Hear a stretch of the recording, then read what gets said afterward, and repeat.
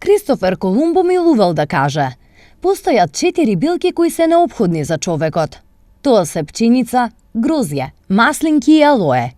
Првата храна, втората нуди радост за срцето, третата ја осигурува хармонијата, а четвртата го прави човекот здрав. Алоe верата ја употребувале многу познати личности: Аристотел, Александар Велики, Клеопатра, кралот Соломон.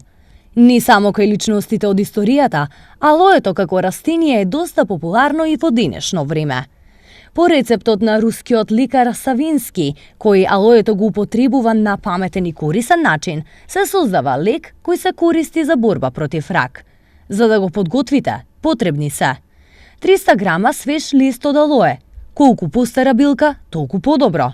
7 децилитри чисто црвено вино, 500 грама цикорија, 400 грама мед со саќе, 90% аптекарски алкохол. Начин на подготовка: свежиот лист од алоe се мели во машина за месо, на добиената смеса и се додаваат црвеното вино, цикоријата, медот и медицинскиот алкохол. Сето ова се става во темен сад со широко грло, кој добро треба да се затвори. Се чува на темно и ладно место, но не во фрижидер. После 7 дена може да почнете да го употребувате. Првите 5 дена, 3 пати на ден по една чајна лажица 2 часа пред јадење, а наредните 5 дена, 3 пати на ден по една лажица час пред јадење.